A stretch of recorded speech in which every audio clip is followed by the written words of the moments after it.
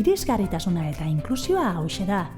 Ikasle guztiek ikasteko baliabide eta jarduerak eskura ditzaketela bermatzea, baita premia bereziak dituztenek ere.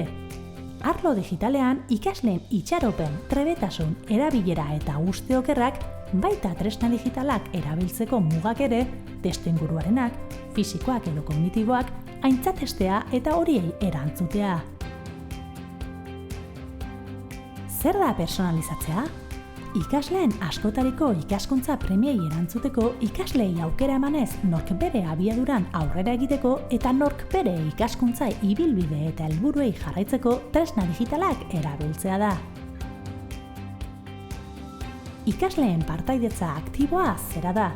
Tresna digitalak erabiltzea gai baten inguruan ikasleen partaidetza aktiboa eta sormenezkoa sustatzeko. Estrategia pedagogikoetan, teknologia digitalak erabiltzea ikasleen zeharkako abileziak hausnarketa eta sormen espresioa sustatzeko.